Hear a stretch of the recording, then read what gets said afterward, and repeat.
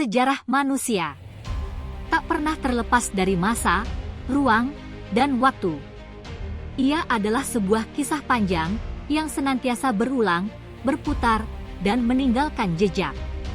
Tapi mari kita berhenti sejenak dan bertanya, apa sebenarnya makna sejarah itu? Secara etimologi, kata sejarah berasal dari bahasa Arab syajaratun yang berarti pohon. Mengapa pohon? Karena pohon adalah lambang kehidupan. Ia berdiri sebagai satu kesatuan dengan 3 unsur utama, akar, batang, dan buah. Akar adalah simbol asal-usul, silsilah, dan fondasi. Seperti akar pohon yang saling terhubung di bawah tanah, sejarah manusia pun tumbuh dari keterkaitan peristiwa masa lalu.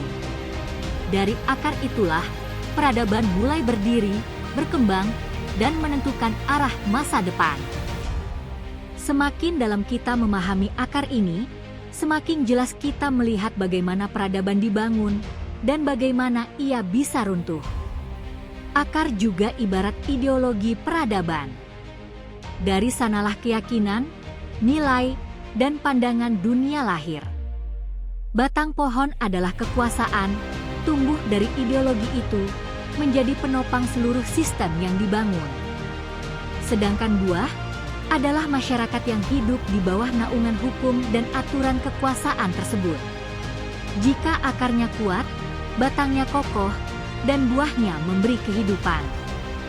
Namun jika akar mulai busuk, batang akan retak, dan buah pun akan layu. Di dunia ini, ada pohon yang baik, dan ada pohon yang buruk. Pohon yang buruk tumbuh dari akar ideologi buatan manusia, entah dari timur dengan paham komunis, atau dari barat dengan paham liberal. Rindangnya mungkin menawan, tapi akarnya rapuh, karena tidak bersandar pada hukum Tuhan. Sebaliknya, pohon yang baik tumbuh dari akar yang menancap pada kebenaran ilahi. Seperti Darussalam, dari bahasa Arab yang berarti negeri damai dan sejahtera, tempat masyarakatnya tunduk pada hukum Tuhan.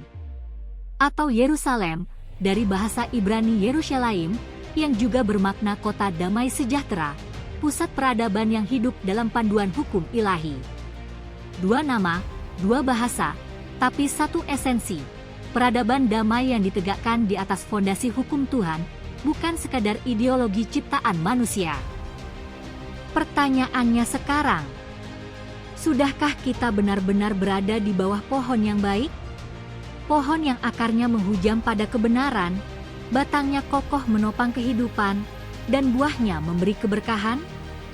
Ataukah, tanpa kita sadari, kita justru sedang berlindung di bawah pohon yang rapuh, pohon yang akarnya beracun, batangnya rapuh, dan buahnya hanya membawa ilusi?